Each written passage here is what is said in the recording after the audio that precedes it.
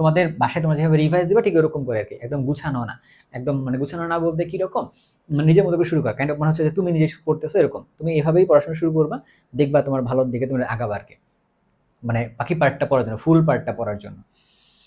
খুব ভালো করে জিনিসটা খেয়াল করবা, তাহলে একবারে মনোযোগ দিবা, একবারে আমি চাইবো তোমরা কি ওটা সুন্দর করে লিখবা, লিখে এটাকে করবা আর কি এরকম।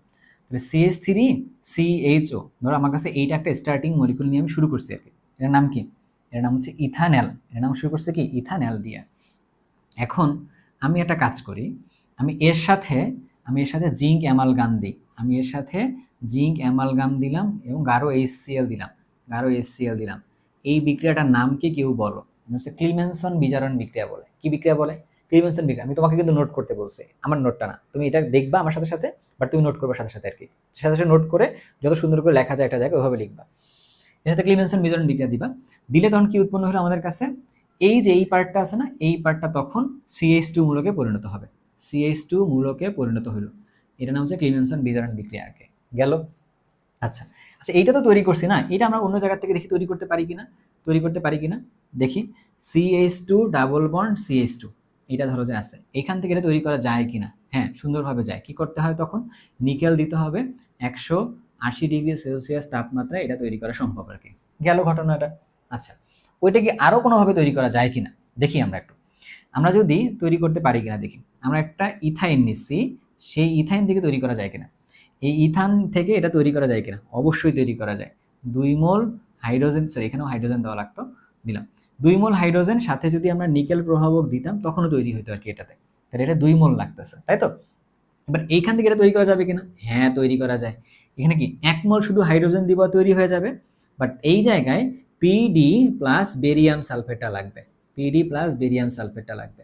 তাহলে এটা কি করছে, এটা হচ্ছে রোজেনমান বিকারক বলে এটাকে। কি বিকারক বলে? রোজেনমান বিকারক। এর প্রভাব বিশ হিসেবে কাজ করছে, 2 মোল যুক্ত হওয়ার কথা ছিল 1 মোল যুক্ত করে থামাই দিচ্ছে আর কি। গেল? আচ্ছা, এবার আমরা আগে এই পার্টটা, আমরা আগে পুরো এক পাশের পার্ট শেষ করব, তারপর অন্য পাশে অন্য কালার দিয়ে লিখব। এইখান থেকে এটা বানানো যাবে কিনা, সুন্দরভাবে যাবে। কিভাবে যাবে?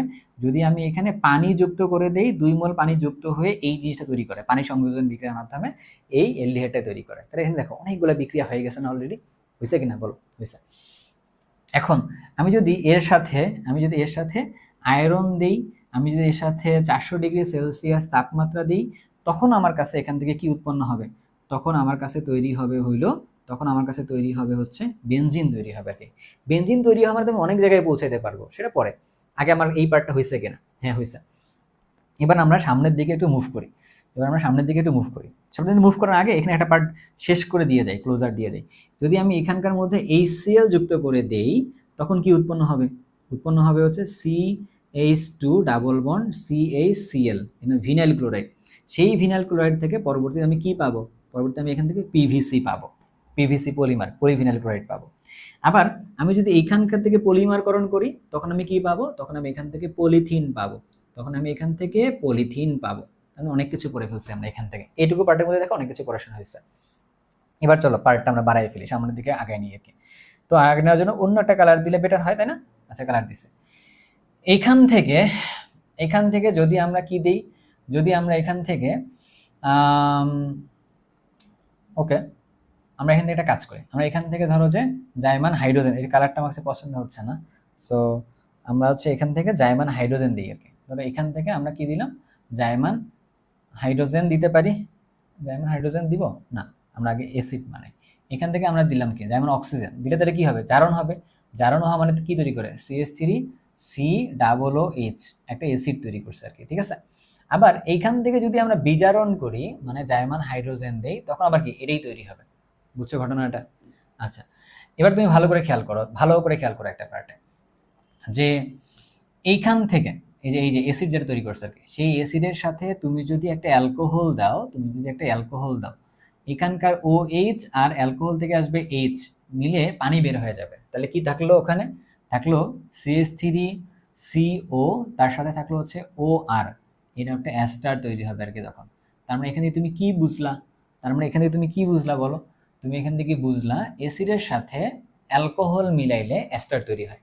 আবার তুমি উল্টাটাও বলতে পারো, এই যে অ্যাস্টার থেকে অ্যাসিড আর অ্যালকোহল পাওয়া যায়, দুটো পার্টি কিন্তু এখান থেকে বলা যায়, জিনিসটাকে মাথায় রাখবে ভালোভাবে।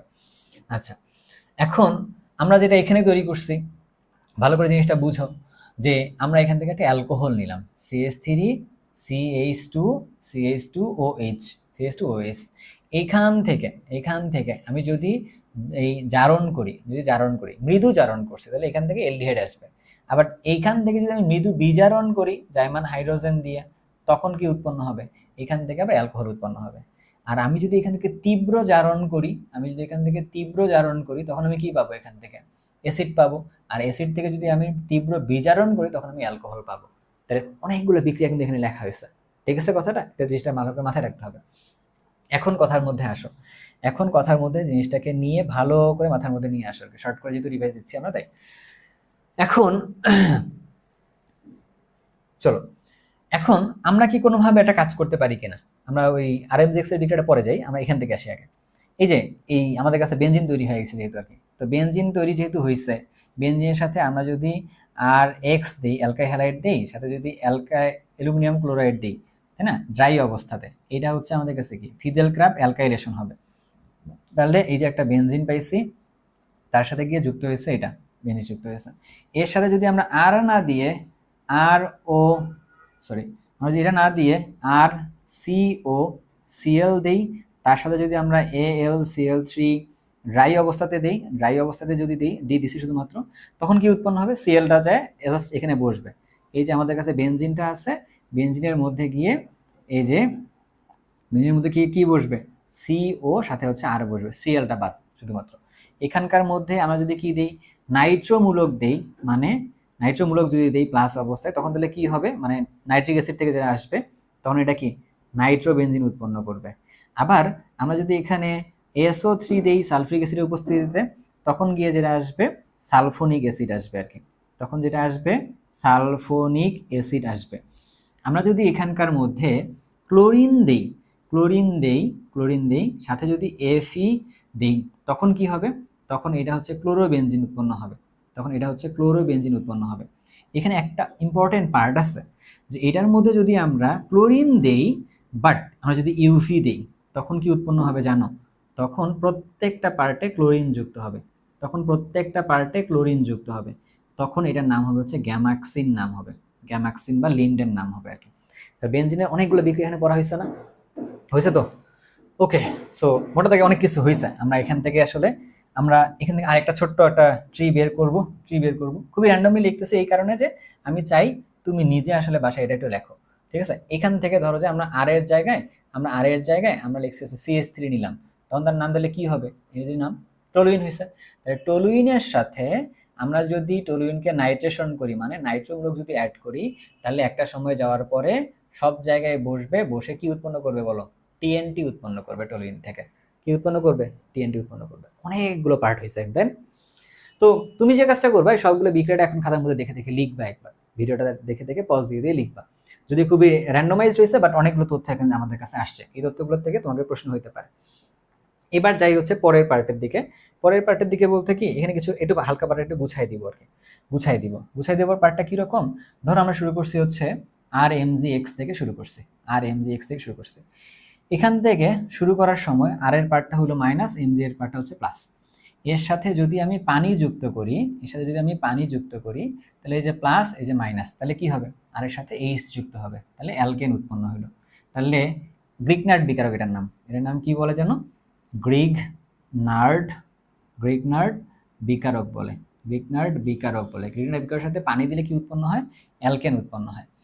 এর সাথে আবার যদি কার্বন ডাই অক্সাইড দেওয়া হয়, তখন এখান থেকে আসে হচ্ছে একটা অ্যাসিড আসে আর কি, আবার এর সাথে তুমি যদি কি দাও, এর সাথে কি দিবা? HCHO যদি দাও, তখন তোমার কাছে আসবে হচ্ছে 1 ডিগ্রি অ্যালকোহল আসবে। তুমি যদি এর সাথে HCHO এর বাইরে, HCHO দেওয়া নাই বাট RCHO দিছো, মানে কি হাইড্রোজেন ব্যতি রেখে অন্য যে কোনো অ্যালকাইল মূলক এখানে দাও, তখন আসবে কি 2 ডিগ্রি অ্যালকোহল আসবে। যদি এখানে তুমি কি দাও, তুমি যদি এলডিহাইড না দিয়ে যদি কিটোন দাও, কিটোন দাও, তখন তোমার কাছে আসবে কি 3 ডিগ্রি অ্যালকোহল আসবে। সো এই পার্টটা অনেক জরুরি এখানে আর কি। বুঝতে পারছো তো জিনিসটা?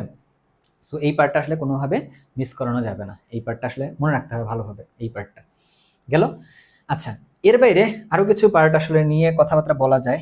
অর্গানিকে তো আসলে শেষ নাই, তুমি আসলে যতটা কনসাইজ করে মনে রাখতে পারো আর কি, এরকম। আচ্ছা, আমরা তো আরেকটা আরেকটা হালকা পাতলা ভাবে দিকে যাব।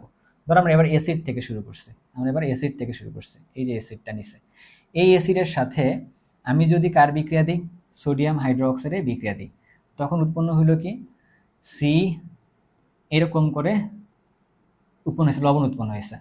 এই লবণের সাথে পরবর্তীতে সোডিয়াম হাইড্রোক্সাইড, ঠিক না, এটা যে ক্যালসিয়াম অক্সাইড দিলেই হয়, তাহলে আমরা সোডা লাইম বিক্রিয়া করতেছি আর কি, মূলত ধরো ক্যালসিয়াম অক্সাইড সোডিয়াম হাইড্রোক্সাইড দিলাম, তখন কি উৎপন্ন হবে, এখান থেকে সোডিয়াম কার্বনেট বের হয়ে যাবে, আর আর এইচ মানে একটা অ্যালকোহল উৎপন্ন হবে। দেখো এই যে আমাদের কাছে কার্বন সংখ্যা যা ছিল, একটা কার্বন কিন্তু কমে গেছে। আচ্ছা, মানলাম। এর সাথে আমরা যদি কি করি, PCl5 এর যদি বিক্রিয়া দিই, তখন কি হয়, এই পার্টটা কমে যায়, কমে গিয়ে কি উৎপন্ন হয়, আর সি ও সি এর উৎপন্ন হয় আর কি।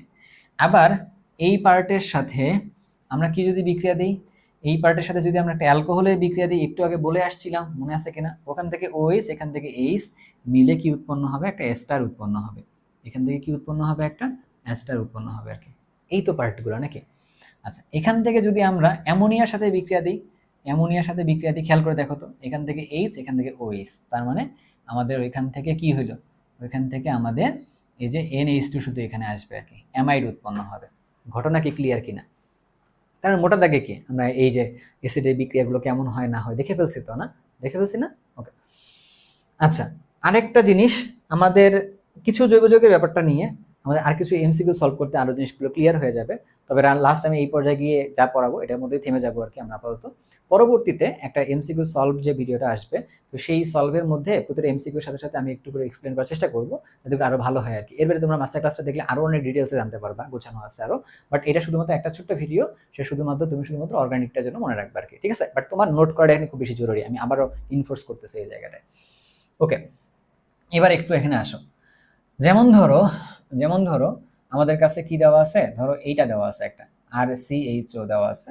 আবার ধরো কোথায় দাও, RCHO না দিলে আমি একটু সুবিধা নিই, CH3 নিই। আমি এখানে নিলাম CH3 CHO নিলাম। আবার তোমার কাছে নিলাম CH3CO CH3 নিলাম। ঠিক আছে তো ঘটনাটা?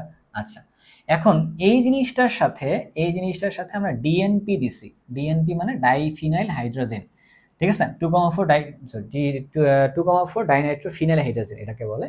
সো এটার সাথে বিক্রিয়া দেয়, এও বিক্রিয়া দেয়, এও বিক্রিয়া দেয়। বাট তুমি যদি এবার টলেন বিকারকের সাথে বিক্রিয়া দাও, টলেন বিকারক, টলেন বিকারকের সাথে যদি বিক্রিয়া দাও, টলেন বিকারক, তখন কি হবে জানো? শুধু এইটা বিক্রিয়া দিবে, এইটা বিক্রিয়া দিবে না। তার মানে ডিএনপি দিয়ে আমরা কি নির্ণয় করতে পারবো না, ডিএনপি দিয়ে আমরা নির্ণয় করতে পারবো না কোনটা এলডিহাইড কোনটা কিটন, কোনটা নির্ণয় করতে শুধুমাত্র বোঝা গেল যে টলেন বিকারক আর ফেলিন দ্রবণের সাথে কে বিক্রিয়া করে, এলডিহাইড বিক্রিয়া করে, কিটন আসলে বিক্রিয়া করে না। এভাবে তুমি ডিফারেন্সিয়েট একটা করতে পারো। ক্লিয়ার কথাটা? ওকে।